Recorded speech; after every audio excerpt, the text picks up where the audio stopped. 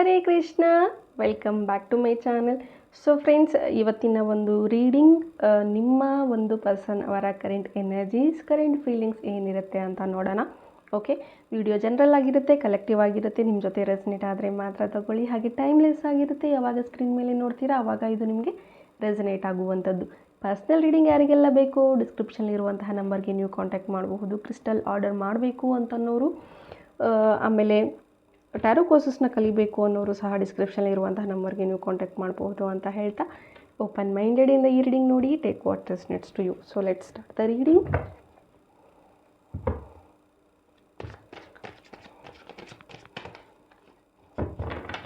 So ನಿಮ್ಮ person ಅವರ ಹೆಸರನ್ನು 3 ಬಾರಿ ತಗೊಳ್ಳಿ ಅಥವಾ ಅವರ ಒಂದು ಭಾವಚಿತ್ರನ ವಿಜುವಲೈಸ್ ಮಾಡ್ಕೊಳ್ಳಿ, ಸೊ ದಟ್ ನೀವು ಅವರ ಎನರ್ಜೀಸ್ಗೆ ಕನೆಕ್ಟ್ ಆಗ್ತೀರಾ. Okay, thank you.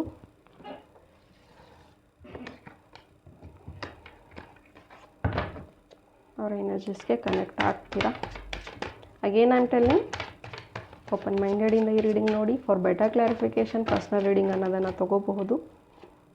Okay okay, universe one more. Okay, so let's start. Queen of ಸಾರ್ಡ್ಸ್, Ten of Wands,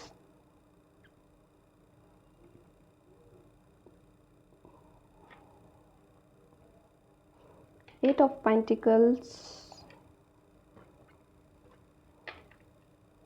Two of Pentacles, Five of Swords, Death, the Judgment.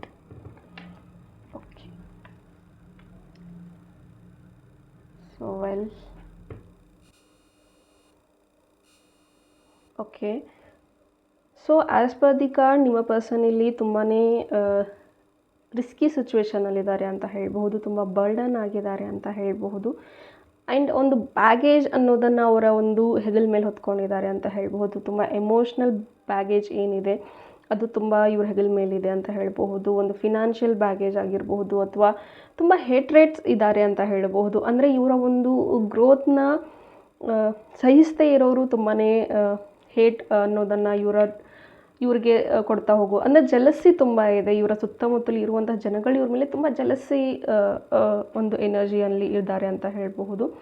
So but ಏನೇ ಆದ್ರೂ ತುಂಬ ಚಿಕ್ಕ ವಯಸ್ಸಿಂದನೇ ಒಂದು strong independent ಆಗಿ ಬೆಳೀತಾ ಬಂದಿದ್ದಾರೆ ಅಂತ ಹೇಳ್ಬಹುದು. ಅಥವಾ ಚಿಕ್ಕ ವಯಸ್ಸಿಂದನೇ ಇವರು ಒಂದು ಅವರ ಒಂದು ಫ್ಯಾಮಿಲಿಯ ಜವಾಬ್ದಾರಿಗಳನ್ನು ಇವರು ಹೊತ್ಕೊಂಡಿದ್ದಾರೆ, ರೆಸ್ಪಾನ್ಸಿಬಿಲಿಟೀಸ್ ಅನ್ನೋದನ್ನು ತೊಗೊಂಡಿದ್ದಾರೆ ಅಂತ ಹೇಳಬಹುದು. ಅಥವಾ ತುಂಬ ಒಂದು ಜವಾಬ್ದಾರಿನ ತೊಗೊಂಡಿರೋ ಕಾರಣ ತುಂಬ ಎಮೋಷ್ನಲ್ ಲೆಸ್ ಆಗಿದ್ದಾರೆ ಅಂತ ಹೇಳಬಹುದು. ಇಟ್ ಮೀನ್ಸ್ ಲೈಕ್ ತುಂಬಾ ಮನಸ್ಸಲ್ಲಿ ಎಲ್ಲವೂ ಇಟ್ಕೊಳ್ತಾರೆ, ಬಟ್ ಯಾವುದನ್ನು ಎಕ್ಸ್ಪ್ರೆಸ್ ಮಾಡೋದಿಲ್ಲ. ನಿಮ್ಮ ಕಡೆ ಇರುವಂತಹ ಪ್ರೀತಿನ ಇವರು ಎಕ್ಸ್ಪ್ರೆಸ್ ಮಾಡೋದಿಲ್ಲ, ಅಥವಾ ಇವರಿಗೆ ಏನಾದರೂ ಪ್ರಾಬ್ಲಮ್ ಆದರೆ ಎಕ್ಸ್ಪ್ರೆಸ್ ಮಾಡೋದಿಲ್ಲ.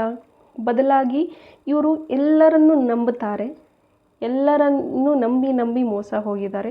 ಸೊ ಆ ಒಂದು ಕಾರಣಕ್ಕೆ ಮತ್ತೆ ನಿಮ್ಮನ್ನೂ ಕೂಡ ನಂಬೋದಕ್ಕೆ ಸ್ವಲ್ಪ ಕಷ್ಟ ಆಗುತ್ತೆ, ಅಥವಾ ಈ ಒಂದು ಪ್ರೀತಿನಲ್ಲಿ ನಂಬೋದಕ್ಕೆ ಸ್ವಲ್ಪ ಕಷ್ಟ ಆಗ್ತಾ ಇದೆ ಇವ್ರಿಗೆ ಅಂತ ಹೇಳಬಹುದು. ಅಥವಾ ಅವರು ನಿಮ್ಮ ಪ್ರೀತಿಗೆ ಅರ್ಹರಿಲ್ಲ ಅಂತ ಅವರು ಭಾವಿಸ್ತಾ ಇದ್ದಾರೆ. ಅಂದರೆ ನನ್ನ ಪರ್ಸನ್ ಪ್ರೀತಿಗೆ ನಾನು ಡಿಸರ್ವ್ ಇಲ್ಲ, ಐ ಆಮ್ ನಾಟ್ ವರ್ತ್, ನಾನು ಡಿಸರ್ವ್ ಇಲ್ಲ, ಅಂದರೆ ನಾನು ಯಾವುದೇ ರೀತಿ ನನ್ನ ಪರ್ಸನ್ಗೆ ಹೆಲ್ಪ್ ಮಾಡೋಕ್ಕಾಗಲ್ಲ, ಅಂದರೆ ನನ್ನ ಒಂದು ಬರ್ಡನೇ ಜಾಸ್ತಿ ಇದೆ, ನಾನು ಒಂದು ಹೊರೆ ಆಗ್ತೀನಿ, ನನ್ನ ಪರ್ಸನ್ಗೆ ನಾನೊಂದು ಹೊರೆ ಆಗೋದಕ್ಕೆ ನನಗೆ ಇಷ್ಟ ಇಲ್ಲ, ನನ್ನ ಜವಾಬ್ದಾರಿಗಳೇ ತುಂಬ ಇದೆ, ನನ್ನ ಬರ್ಡನ್ಗಳೇ ತುಂಬ ಇದೆ.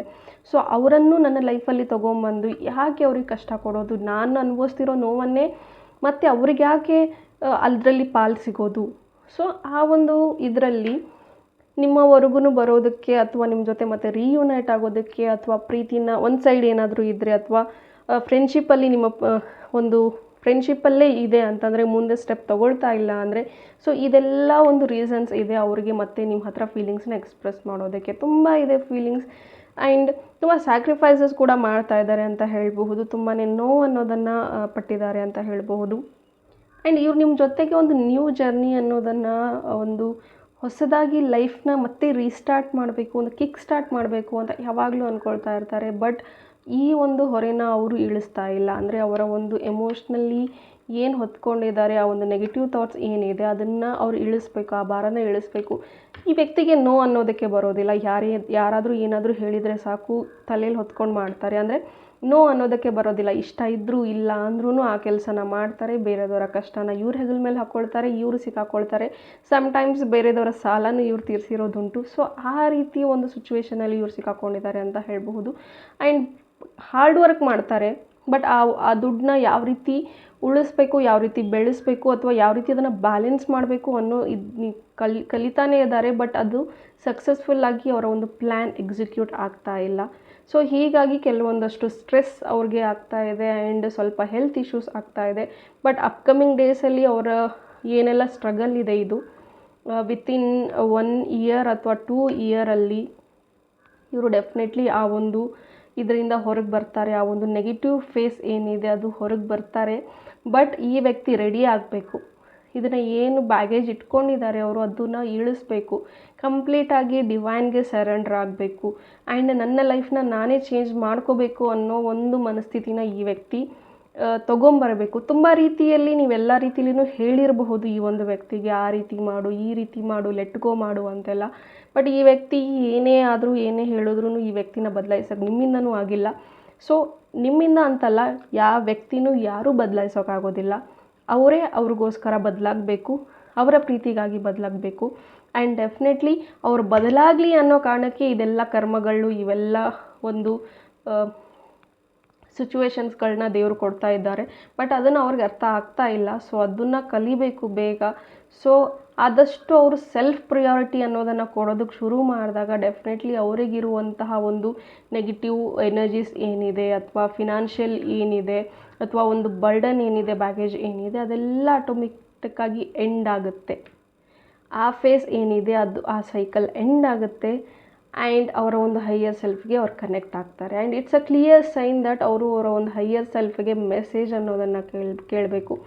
ಅವರು ಯಾಕೆ ಅಂದರೆ ಅವ್ರು ಕೇಳ್ತಾ ಇದ್ದಾರೆ, ಪ್ರಶ್ನೆ ಕೇಳ್ತಾ ಇಲ್ಲ ಅಂತಲ್ಲ, ಅಂದರೆ ಕಂಪ್ಲೇನಿಂಗ್ ಎನರ್ಜಿನಲ್ಲಿ ಕೇಳ್ತಾ ಇದ್ದಾರೆ. ನಾನೇ ಯಾಕೆ, ವೈ ಮೀ, ನನಗೆ ಯಾಕೆ ಈ ರೀತಿ ಆಗ್ತಾ ಇದೆ.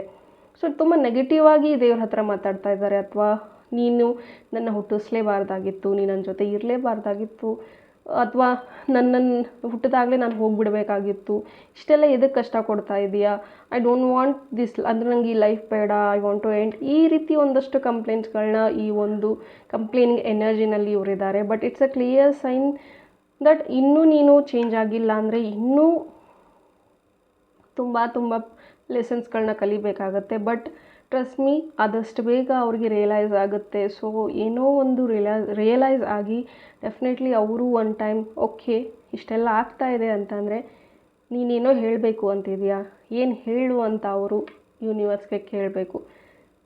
ಇವರಂತಲೇ ಅಲ್ಲ, ನಾವಾಗಲಿ ಯಾರೇ ಆಗಲಿ ಪದೇ ಪದೇ ಪದೇ ಪದೇ ಅದೇ ರಿಲೇಟೆಡ್ ಪ್ಯಾಟರ್ನ ನಾವು ಅಟ್ರ್ಯಾಕ್ಟ್ ಮಾಡ್ತಾ ಇದ್ದೀವಿ ಅಂತಂದರೆ ನಾವು ಸ್ವಲ್ಪ ಪಾಸ್ ಆಗಬೇಕು. ಓಕೆ, ನನ್ನ ಲೈಫಲ್ಲಿ ಪದೇ ಪದೇ ಇದೇನು ಆಗ್ತಾಯಿದೆ, ಪದೇ ಪದೇ ನನಗೆ ಯಾಕೆ ಮೋಸ ಆಗ್ತಾಯಿದೆ, ಪದೇ ಪದೇ ನನ್ನ ಕೆಲಸದಲ್ಲಿ ಯಾಕೆ ಸೋಲನ್ನು ಅನುಭವಿಸ್ತಾ ಇದ್ದೀನಿ, ಅಥವಾ ಪದೇ ಪದೇ ರಿಪೀಟೆಡ್ ಪ್ಯಾಟರ್ನ್ಸ್ ಅಥವಾ ರಿಪೀಟೆಡ್ ಪ್ಯಾಟರ್ನ್ ಇರೋ ಡಿಫ್ರೆಂಟ್ ಪೀಪಲ್ನ ನಾವು ಅಟ್ರ್ಯಾಕ್ಟ್ ಮಾಡ್ತಾ ಇದ್ದೀವಿ ಅಂತಂದರೆ it's time to pause and ask that ಏನಕ್ಕೆ ಕೃಷ್ಣ ಆಗಲಿ ಯೂನಿವರ್ಸ್ ಆಗಲಿ, ನೀವು ನಂಬೋ ದೇವ್ರನ್ನ ನೀವು ಕೇಳ್ಕೊಳ್ಳಿ. ಯಾಕೆ ಕ್ವಶನ್ ಕೇಳಿ, ಅಂದಾಗಲೇ ಉತ್ತರ ಸಿಗುತ್ತೆ. ಆಸ್ಕ್ ದೋಸ್ ಕ್ವಶನ್ಸ್.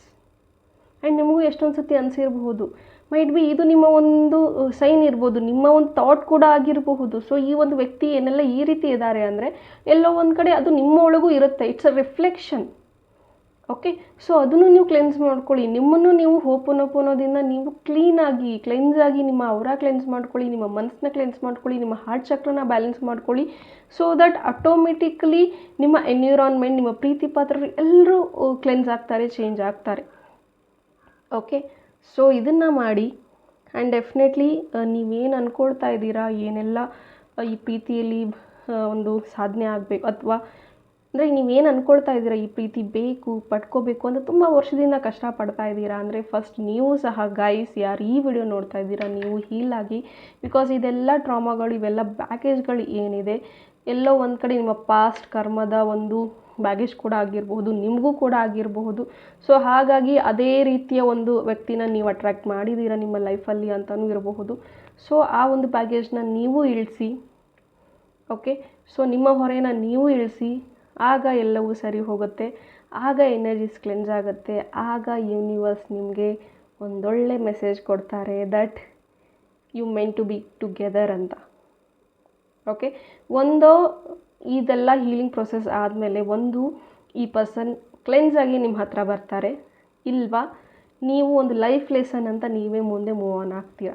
ಇದೆರಡರಲ್ಲಿ ಒಂದಂತೂ ಆಗೋದು ಖಂಡಿತ ಸತ್ಯ. ಓಕೆ. ಸೊ ಇದನ್ನು ಮಾಡಿ, ಹೋಪುನಪುನ ಮಾಡಿ, ಹೀಲಾಗಿ ಆದಷ್ಟು ಪಾಸಿಟಿವಿಟಿ ಕಡೆ ಗಮನ ಕೊಡಿ ಅಂತ ಹೇಳ್ತಾ, ಹೋಪ್ ಈ ರೀಡಿಂಗ್ ನಿಮಗೆ ಇಷ್ಟ ಆಗಿದೆ ಅಂತ ಭಾವಿಸ್ತೀನಿ. ಇಷ್ಟ ಆಗಿದ್ದರೆ ಕಮೆಂಟಲ್ಲಿ ತಿಳಿಸಿ. Thank you. God bless you all.